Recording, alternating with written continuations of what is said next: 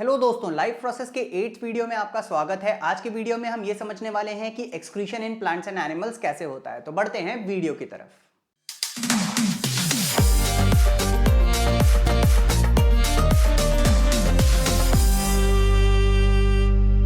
तो दोस्तों, सबसे पहले ये समझते हैं कि एक्सक्रीशन होता क्या है।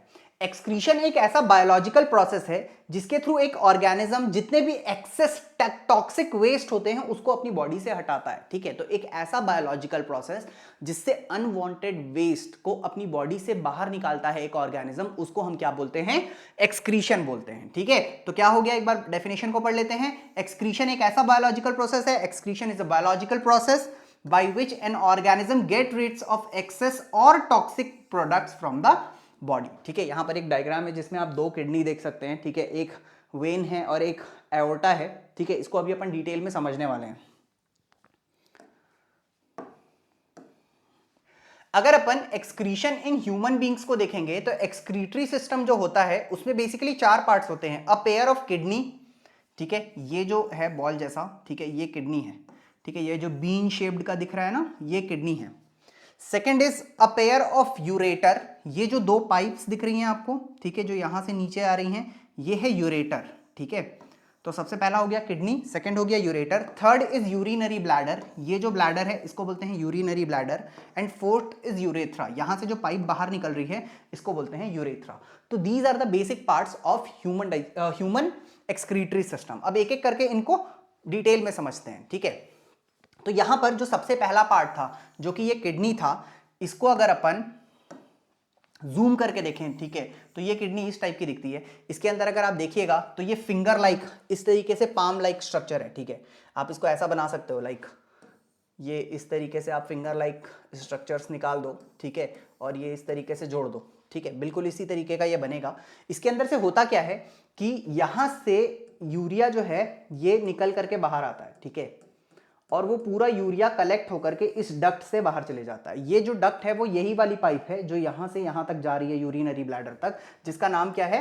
जिसका नाम है यूरेटर। ठीक है, इस किडनी का बहुत ज्यादा डिटेल में आपको स्ट्रक्चर नहीं पढ़ना है। ठीक है, इसीलिए मैं बहुत शॉर्ट में इसको बता रहा हूं क्योंकि क्लास 10th में ये बहुत ज्यादा नहीं दिया हुआ है। अगर अपन एक एक करके पॉइंट्स को समझें तो किडनी क्या होती है, तो बोलता है किडनी जो है ये बीन शेप्ड ऑर्गन्स हैं। ठीक है, लोकेटेड कहां होते हैं? They are located at the back of our body just above the waist. ठीक है, मतलब अगर इसको मैं बताऊं तो ये इस लोकेशन पर लोकेटेड होता है। ठीक है, अगर अपन देखें तो इंटरनली अगर अपन देखें तो किडनी जो है वो बहुत सारे माइक्रोस्कोपिक एक्सक्रीटरी यूनिट से बना हुआ होता है, और हर एक एक्सक्रीटरी यूनिट को हम क्या बोलते हैं? नेफ्रॉन। नेफ्रॉन के बारे में भी अपने को पढ़ना है कि नेफ्रॉन का स्ट्रक्चर क्या होता है और वो किस तरीके से काम करता है। अगर अपन किडनी के फंक्शन की बात करें, so the kidney helps to remove the poisonous substances. अब कौन कौन से पॉइजनस सब्सटेंसेस को रिमूव करता है? पहला हो गया यूरिया। ठीक है, वैसे यूरिक एसिड, पोटेशियम जैसे बहुत सारे एक्सेसिव सब्सटेंस या कोई भी सब्सटेंस अगर हमारी बॉडी में एक्स्ट्रा है तो उसको वो रिमूव करता है। ठीक है, तो पॉइजनस सब्सटेंस यूरिया और जो भी अदर वेस्ट सॉल्ट्स हैं या फिर जो भी एक्सेसिव वाटर है, ठीक है, उसको ब्लड से हटाता है और उसको हमारी बॉडी से रिमूव करता है एक येलोइश लिक्विड के फॉर्म में, और उस येलोइश लिक्विड को हम क्या बोलते हैं? यूरिन बोलते हैं। ठीक है, अगर अपन देखें तो जो सेकंड ऑर्गन था, ठीक है, ये फर्स्ट वाला जो था, ये वाला और ये वाला, ये क्या था? This was kidney. ये जो सेकंड वाला है दैट इज यूरेटर्स। यूरेटर्स क्या है? ये वाली पाइप और ये वाली जो पाइप है इसको यूरेटर बोलते हैं, जो दोनों किडनी को ब्लैडर से, यूरिनरी ब्लैडर से जोड़ने का काम करता है। तो यूरेटर्स जो है वो कनेक्टिंग ट्यूब्स हैं जो कि किडनी से शुरू होती हैं और ब्लैडर तक यूरिन को लेकर के जाती हैं। ठीक, और ब्लैडर कौन सा है? तो यूरिनरी ब्लैडर की अगर अपन दोस्तों बात करें तो ये वाला जो है बीच वाला, ठीक है, नीचे में ये जो सेंट्रली है इसको अपन बोलते हैं यूरिनरी ब्लैडर। ये जो यूरिनरी ब्लैडर होता है ये एक तरीके का बैग है जो कि यूरिन को स्टोर करके रखता है। तो आपकी जो बॉडी है वो दिन भर यूरिन बना रही होती है, बट आपको दिन भर यूरिन तो नहीं जाना पड़ता है, दिन भर वॉशरूम में तो नहीं बैठे रहते हो। तो होता क्या है कि यूरिन जो है वो दिन भर किडनी से निकल करके इस पाइप्स के थ्रू होते हुए यूरिनरी ब्लैडर में स्टोर होते रहता है। ठीक है, और लास्ट में एक यूरेथ्रा नाम की पाइप होती है। वो यूरिन जो कलेक्टेड है ब्लैडर में वो पास आउट होता है हमारी बॉडी से एक पाइप से जिसको अपन बोलते हैं यूरेथ्रा। तो इस तरीके से एक्सक्रीटरी सिस्टम वर्क करता है। ठीक है, अब मैंने बताया था कि एक्सक्रीटरी सिस्टम छोटे छोटे माइक्रोस्कोपिक सेल्स से बना हुआ होता है और उसका जो सबसे छोटा फंक्शनल यूनिट्स होता है उसको अपन बोलते हैं नेफ्रॉन। तो समझते हैं नेफ्रॉन क्या होता है। नेफ्रॉन जो है that is the structural and functional unit. Structural first point, second point functional. So nephron is the structural and functional unit of excretion. ठीक है, एक्सक्रीटरी सिस्टम का बेसिक स्ट्रक्चरल और फंक्शनल यूनिट जो है वो नेफ्रॉन होता है। अब नेफ्रॉन के स्ट्रक्चर को अगर अपन देखें तो नेफ्रॉन के पास एक कप शेप्ड बैग होता है जो कि उसके ऊपर के हिस्से में होता है, और इस कप शेप्ड बैग को हम बोलते हैं बोमेन्स कैप्सूल। समझते हैं कि बोमेन्स कैप्सूल कहां पर होता है। तो ये देखिए यहां पर एक डायग्राम है मेरे पास नेफ्रॉन का। यहां पर अगर आप देखोगे तो एक नस अंदर की तरफ आ रही है। ठीक है, वो नस जो अंदर की तरफ आ रही है इसको अपन बोलते हैं एफरेंट एट्रियोल। ठीक है, पहले मैं इसको जूम करके यहां पे ले आता हूं। यहां पर अगर आप देखोगे, ठीक है, तो दिस इज एफरेंट एट्रियोल। ठीक है, तो ये एफरेंट एट्रियोल से यहां पर से ये नस आई, ठीक है, और यहां पर एक नसों का गुच्छा बन गया और यहां से ये नस निकल गई। ठीक, अब यहां से जो ब्लड अंदर आया वो ब्लड इंप्योर ब्लड है। ठीक है, उसमें यूरिया की मात्रा बहुत ज्यादा है। ठीक है, यूरिन बहुत ज्यादा है उसमें। यहां से उसने क्या किया कि ये जो गुच्छा है, ठीक है, ये जो कप शेप्ड का दिख रहा है जिसको अपन बोलते हैं बोमेन्स कैप्सूल, इस बोमेन्स कैप्सूल ने क्या किया, यहां से वेस्ट प्रोडक्ट को बाहर निकाल लिया। ठीक है, उसने सक्शन किया और यहां से पूरा वेस्ट जो है वो यहां से पास आउट होकर के बाहर आ गया। और यहां से जो नस बाहर निकली, इस नस में क्या होता है कि यूरिया जो है वो बाहर हो चुका है और ब्लड जो है वो क्लीन हो चुका है। लेकिन अब समझते हैं कि यहां पे प्रोसेस खत्म नहीं हुआ है। ठीक है, अब यहां पे ये जो नसों का गुच्छा है इसको अपन बोलते हैं ग्लोमरुलस। अब ये जो ग्लोमरुलस है और ये जो बोमेन्स कैप्सूल है, ठीक है, यहां से ग्लोमरुलस से पूरा का पूरा वेस्ट प्रोडक्ट निकल करके बोमेन्स कैप्सूल में आ गया। लेकिन होता क्या है दोस्तों, जब बॉडी बोमेन्स कैप्सूल में वेस्ट प्रोडक्ट को बाहर निकाल रही होती है तो वो बहुत ही ज्यादा मात्रा में ऐसे सब्सटेंसेस को भी निकाल लेती है जो कि काम का होता है। जैसे कि ज्यादा से ज्यादा वो मिनरल्स को बाहर निकाल देती है, बहुत एक्सेसिव अमाउंट ऑफ वाटर को भी वो बाहर निकाल देती है। ठीक है, तो क्या होता है कि जब वो जो बाहर निकला हुआ जो प्रोडक्ट है वो जब इस लूप से पास होता है, ठीक है, इस लूप को हम बोलते हैं प्रॉक्सिमल कॉन्वोल्यूट ट्यूब। ठीक है, और यहां से होते हुए जब वो इस लूप से पास होता है, ठीक है, ये दो लूप से, प्रॉक्सिमल कॉन्वोल्यूट ट्यूब से और हेनलेस लूप से जब ये पास होता है तो जो यूरिया पास हुआ उसमें से जितने एक्सेसिव सब्सटेंसेस थे जो बॉडी के काम के थे, बॉडी क्या करती है उसको वापस सक आउट कर लेती है। अब यहां पर अगर आप देखोगे तो ये बहुत सिंप्लीफाइड डायग्राम है, लेकिन अगर आपके बुक में जो डायग्राम दिया है आप उसको देखोगे तो यहां पर भी आपको नसें जुड़ी हुई दिखेंगी।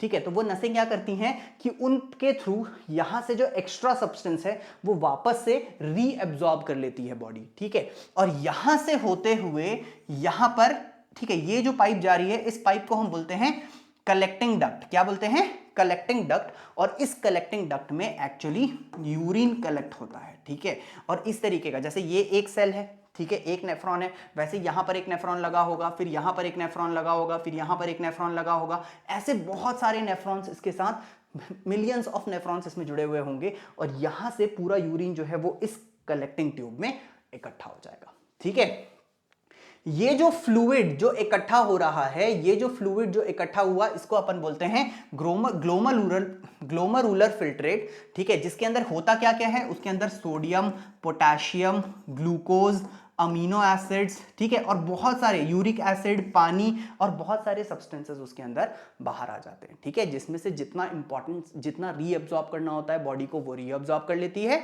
और बाकी यूरिया इसमें पास हो जाता है। ठीक है, बाकी यूरिन उसमें पास हो जाता है। ठीक है, अब कभी कभी क्या होता है कि किसी इंजरी के कारण या फिर हेल्थ डिसीज के कारण या फिर विथ एज कई बार क्या होता है कि जो किडनी है वो प्रॉपर फंक्शन नहीं कर पाती है। अब ऐसे केसेस में जब किडनी प्रॉपर फंक्शन नहीं कर पाती है तो आजकल एक नई टेक्नोलॉजी आ गई है जिसको हम बोलते हैं आर्टिफिशियल किडनी। ठीक है, तो आर्टिफिशियल किडनी के थ्रू जो है वो एक प्रोसेस किया जाता है जिस प्रोसेस को हम बोलते हैं डायलिसिस, और उस डायलिसिस के थ्रू हम ब्लड को बॉडी के बाहर लेकर के आते हैं और उसको प्यूरिफाई करके वापस बॉडी के अंदर भेज देते हैं। तो समझते हैं आर्टिफिशियल किडनी किस तरीके से वर्क करती है। सबसे पहले एक आर्टिफिशियल किडनी जो है वो एक ऐसा डिवाइस है जो कि नाइट्रोजनस वेस्ट को रिमूव करती है हमारी बॉडी से from the blood through a process known as dialysis. तो एक ऐसा प्रोसेस जिसको हम डायलिसिस कहते हैं, ठीक है, उसके थ्रू जो नाइट्रोजनस वेस्ट है, कौन सा नाइट्रोजनस वेस्ट है, यूरिया, ठीक है, या यूरिक एसिड या फिर यूरिन बोल सकते हो आप, ठीक है, उसको हमारी बॉडी से रिमूव करने का काम कौन करता है, आर्टिफिशियल किडनी करती है। आर्टिफिशियल किडनी जो है it contains of a number of tubes, उसमें बहुत सारी ट्यूब्स होती हैं जो कि एक सेमी परमिएबल लाइनिंग से बनी हुई होती हैं। What is the semi permeable lining? Semi permeable lining एक ऐसी लाइनिंग होती है जिसके थ्रू कुछ सब्सटेंसेस पास होंगे, कुछ सब्सटेंसेस पास नहीं होंगे, इसीलिए उसको सेमी परमिएबल बोला गया है, ठीक है। Suspended in a tank filled with dialysing fluid, तो एक ऐसा टैंक होगा जिसमें डायलाइसिंग फ्लूइड भरा हुआ होगा, उसमें सेमी परमिएबल लाइनिंग्स होंगी, वहां से हमारा ब्लड पास करेगा और फिल्ट्रेशन होगा। अभी मैं उसको डायग्रामेटिकली भी आपको समझाने वाला हूं, ठीक है। ये जो फ्लूइड होती है उसका ऑस्मोटिक प्रेशर उतना ही होता है जितना ब्लड का ऑस्मोटिक प्रेशर होता है, except that it is devoid of nitrogenous waste. मतलब ये जो डायलाइसिंग फ्लूइड होता है उसमें नाइट्रोजनस वेस्ट नहीं होता है, पर उसका ऑस्मोटिक प्रेशर उतना ही होता है जितना ब्लड का ऑस्मोटिक प्रेशर होता है। चलिए इसको एक डायग्राम से समझते हैं, ठीक है। तो यहां पर एक डायग्राम है और ये डायग्राम आर्टिफिशियल किडनी का एक डायग्राम है। यहां पर से सबसे पहले क्या हो रहा है, इस पाइप के थ्रू होते हुए ब्लड निकल रहा है, ठीक है। ये जो पाइप है, ठीक है, ये आर्टरी से आया हुआ है और आर्टरी से आकर के ये जो ब्लड है ये यहां से पास हो रहा है, ठीक है। आर्टरी से जो ब्लड आया है वो ऑक्सीजनेटेड ब्लड है, लेकिन उसमें यूरिन की मात्रा बहुत ज्यादा है, नाइट्रोजनस वेस्ट उसमें बहुत ज्यादा है, ठीक है। ये जो फ्लूइड है इसको अपन बोलते हैं फ्रेश डायलाइसिंग फ्लूइड। ये जो फ्रेश डायलाइसिंग फ्लूइड है, ठीक है, ये वाला जो फ्रेश डायलाइसिंग फ्लूइड है इसका ऑस्मोटिक प्रेशर उतना ही है जितना ब्लड का ऑस्मोटिक प्रेशर है, बस इसके अंदर नाइट्रोजनस वेस्ट नहीं है, ठीक है। ये वो चेंबर है, ठीक है, और ये जो चेंबर है इसके अंदर ये लाइनिंग्स बनी हुई हैं, ठीक है, और ये जो लाइनिंग्स हैं ये सेमी परमिएबल लाइनिंग्स हैं। इसके थ्रू नाइट्रोजनस वेस्ट तो पार होगा लेकिन ब्लड पार नहीं होगा, ठीक है। अब क्या होता है कि जब ब्लड इस ट्यूब से होता हुआ पूरा पास होता हुआ फाइनली जब वो यहां से वापस आ रहा होता है, ठीक है, तो इसमें से नाइट्रोजनस वेस्ट जो है वो एक्सट्रैक्ट हो जाता है और नाइट्रोजनस वेस्ट जो है वो इसमें चले जाता है। तो ये यूज्ड डायलाइसिंग सॉल्यूशन है जिसमें यूरिया या फिर जो एक्सेसिव सॉल्ट्स हैं वो सारे के सारे डिसॉल्व हैं। और यहां से जो ब्लड वापस बॉडी के अंदर गया, ये जो ब्लड है, ठीक है, ये blood this is line from apparatus to vein, मतलब ये वेन के साथ जुड़ा हुआ है। तो जो नस से ब्लड आया था वो आर्टरी से जुड़ा हुआ था और जिसमें हमने ब्लड वापस भेजा वो वेन से जुड़ा हुआ है, लेकिन जो वेन से वापस ब्लड गया उसमें यूरिन नहीं है, यूरिन जो है वो हमने यहां पर बाहर निकाल लिया है इस डायलिसिंग फ्लूइड के थ्रू। तो इस डिवाइस को हम बोलते हैं आर्टिफिशियल किडनी और इस प्रोसेस को हम बोलते हैं हीमोडायलिसिस, ठीक है। तो उम्मीद करता हूं कि आपको ये प्रोसेस अच्छे से समझ में आ गया होगा। अब हम बढ़ने वाले हैं कि प्लांट्स किस तरीके से एक्सक्रीशन करते हैं।